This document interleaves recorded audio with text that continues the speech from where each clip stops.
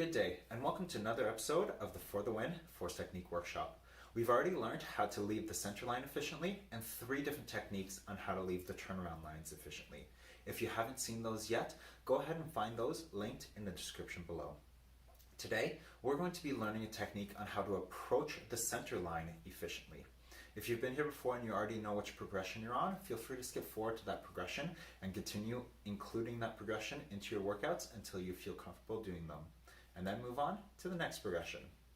My name is Gabriel Quenville, and I'm the reconditioning specialist for the Canadian Armed Forces out here at Base 4 in Cold Lake. And I'm a clinical exercise physiologist certified through the Canadian Society of Exercise Physiology. Before we start this video, I'm going to be going through some common errors that I find people do when approaching the center line. There are 3 common mistakes that I find people make when they're approaching the center line of the rushes component of the force test. The first one is that people don't take into consideration the protocol, which states that your hands and shoulders must be on or behind the line, and your body must be perpendicular to the line when you're doing your hand release. With that information, we know that the next direction that we're going to be going is forward. So let's make sure that we're definitely on that line and nowhere behind the line. If we're throwing our body back to then get up and start running forward again, we're adding distance to the overall distance that we want to cover. So as we come down onto the floor here, this is my imaginary line, the edge of my yoga mat. I'm going to place my hands on that line, my shoulders are on that line as I do my hand release. If I do my hand release back here, I then have to travel this distance again, and it's not beneficial to my overall time. The second biggest mistake that I find people make is they stutter step going into the line. And the reason I find people stutter step is because they have a preferred leg and they want to make sure that that leg is the one that is touching the line every single time. There's 2 ways that we can get around this. The first is the way that the Olympic hurdlers use, and what they do is they spend time and time practicing and changing their stride length so that they know exactly how many strides they need to take in between every single hurdle. That's going to take a lot of effort. If you have the time, go ahead and do that. But my personal recommendation and the method that I use is to just get comfortable using your preferred leg and your non-preferred leg touching that line and practicing with both of those legs. So you can just run as fast as you can. Don't worry about how many strides you do. Once you get to your line, touch it with whatever foot, get down, get up, and keep going forward. The last mistake I find people do is that they get too close to the line and they heap their weight on their back leg, which prevents them from reasonably getting to the ground quickly and efficiently.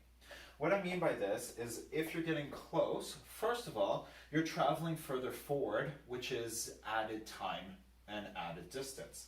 The second thing is after you've touched the line and you're going down towards the floor, that leg is in the way. Unless you're shooting yourself forward, which you can't do because you can't do your hand release in front of the line. So as I'm coming down, I can't go here because this foot's in the way. I need to get the other foot on the ground before I can move my first foot out of the way. What most people do is they do the stutter step and then they come down to hand release. So we're adding more stutter stepping, it's taking a lot of time. And frankly, as we're touching the line with our chest up here, there's more distance that we need to travel down. So the method that I'm going to be recommending is going to have us bring our chest down towards the floor, traveling towards the floor as we go to touch that line, for one, and our foot's not going to be in the way, so we can get down nice and quick, up and on our way. Slow motion, it's going to look like this. From pretty far back, we're going to step sideways into the line and reach forward. The goal is to try to get our hands on the ground at virtually the same time that your foot hits the ground. It's hard to do in slow motion, so that's why I didn't do that here. Once we're here, we're not up tall, our foot's not in our way, we're down on the ground, we can transfer our weight onto our hands, not our feet, so both our feet can jump back as we do our hand release on that line, and we're perpendicular to the line. Common mistakes while using this technique is a lot of people tend to transfer their weight onto their front foot, which can lead to increased injuries as we roll our ankle. So we want to make sure that we're not doing that. Follow these progressions one at a time, and make sure you don't move to the next progression until you feel comfortable with the previous one. We don't want anyone injured from this progression. The second common mistake is that because we're coming in sideways here, a lot of people tend to end up not perpendicular to the line. We really want to make sure that we're following that protocol and we're not getting called back, and we're not going to be in front of that line. If we're in front of the line or we're not perpendicular to the line, the evaluator is going to call you back. It's going to add time, not take away time. So until you're comfortable with this progression or with this technique to touching the center line, don't use it in the rush test yet. Just keep practicing until you get there. Before we get started here, as always, please listen to the general disclaimer before you start doing these exercises. In response to COVID-19, PSP is offering virtual fitness to Canadian Armed Forces members. By using social media platforms, the virtual fitness classes tailored to Canadian Armed Forces personnel become accessible to all. Participants who are not Canadian Armed Forces members recognize and acknowledge that their age, health status, and physical fitness level are unknown, and it is entirely up to each individual to assess their ability to participate in this class. Since it is preferable to consult your physician before beginning any exercise program, we invite all participants who are not Canadian Armed Forces members to consult the Get Active Questionnaire of the Canadian Society of Exercise Physiology and its reference document. If you experience any pain or difficulty during the exercises presented in this video, it is recommended that you stop and consult a healthcare provider. If a Canadian Armed Forces member sustains an injury during this video, please remember to fill out a CF98 form. The first part of the progression is getting used to getting into that low side-stepping squat position. This position is actually called a Cossack squat, and you can incorporate this as part of a stretch in your warm-up or as part of a strengthening portion of your workout. To do a Cossack squat, we're going to step our feet past shoulder width, and we're going to go down onto one leg. We're going to send our hips back, and we're going to squat down nice and low. Feel that stretch in that inner thigh. Come back up. What we're looking for is for you to do 10 per side, and then we're going to take a rest, and we're going to do that 3 rounds. If you're doing it in your warm-up, you can do it as more of a stretch. Really get nice and low and hold it before you get back up. If you're doing it for strength, feel free to put on a backpack, hold on some weight, come down and stand back up, doing it a little bit more quickly. Now that you're comfortable with the Cossack squat, we want to get comfortable getting into the Cossack squat while stepping into it and rotating our body. So you're going to be facing the line as far away from the line as you know you'll be able to reach it when you're in that deep Cossack squat position. This is going to take some time to figure out, but once you've got it, then it'll be great so that when you're doing it in the rushes component of the force test, you know exactly how much space you need. From facing it, you're going to step out, rotate your body into that deep Cossack squat, and then come back up, step, and face the line again. We'll do 10 on one side, and then we'll do 10 on the other side. Same thing here. You can incorporate it into your warm-up by going nice and low, hold it for a little bit longer, and then come back up.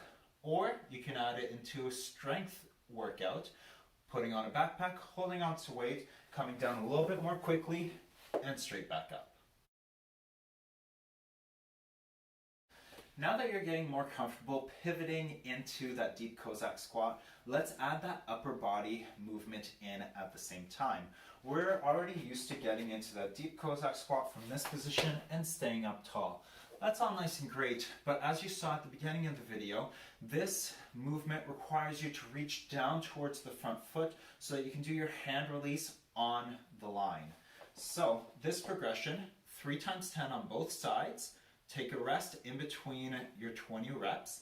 You're going to step in nice and tall, and then you're going to reach down towards the ground. Come back up and stand back tall. Do it again. As you get more comfortable with this progression, I want you to do it in one fluid motion. So your chest is coming down as you're sending your foot towards the line. It looks a little bit like this. We're stepping in, reach, and then back up, standing tall. This is progression 3A and 3B. Once you're comfortable with progression 3B, feel free to move on to progression number 4. Now that you're getting more comfortable with the distance required for you to get into that deep Cossack squat and getting your hands nice and low towards the ground, we're going to add a little bit of movement on the front end, and we're going to finish off the entire movement getting into that perpendicular position to the line and doing our hand release.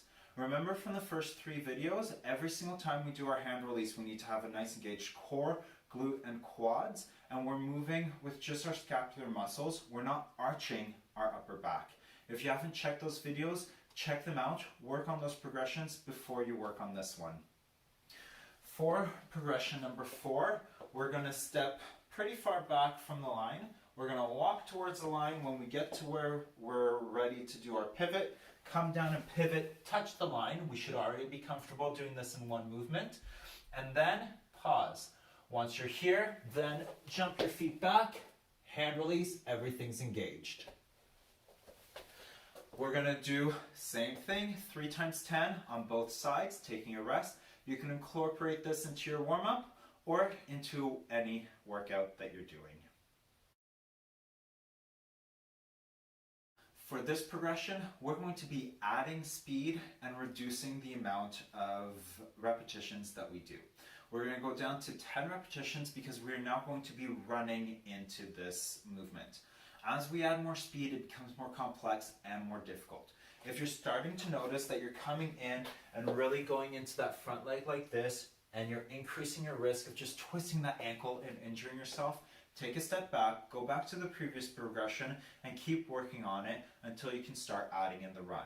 Remember, this progression is a run, not a maximal sprint. The sprint will be later on in these progressions.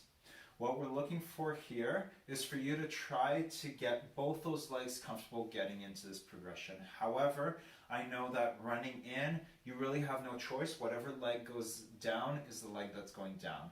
Try your best to start at various distances, or maybe start your run with your right leg forward, start your next run with your left leg forward, so that hopefully you can be going down with both your legs.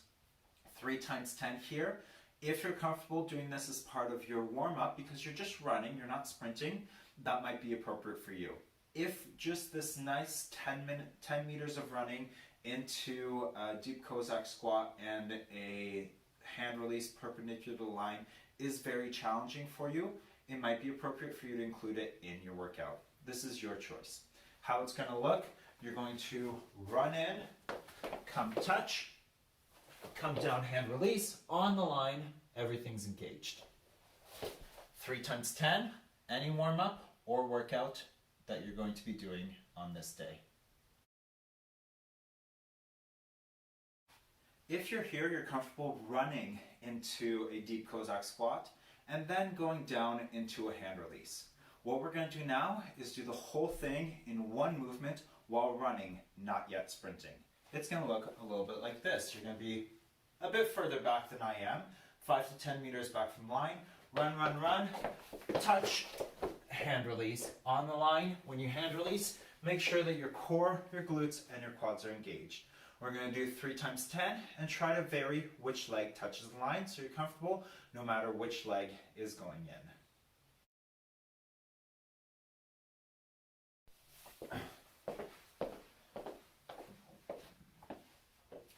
Now that we're comfortable running into the line and doing that full movement, let's break it back down into 2 separate movements, but we're going to maximally full out sprint into the line. Going about 5 to 10 meters back, you're sprinting as fast as you can, come down and touch. Once you're here, take a little bit of break, figure out if you did anything right or wrong, and then finish that movement off with your hand release. Try to do 3 times 10, 5 per side.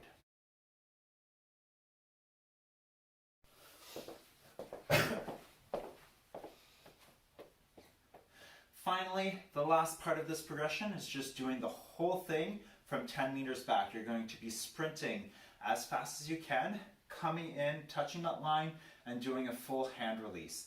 When you're doing this, I strongly recommend that it's part of your workout and not part of your warm-up. We are sprinting maximally, so get a really good warm-up in before you do this.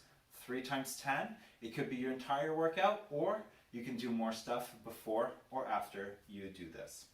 From super far back, 5 to 10 meters, it's actually not super far, but from 5 to 10 meters back, sprint, sprint, sprint, sprint, sprint, touch, hand release, and do it in a space where you're not kicking your yoga blocks off from behind you.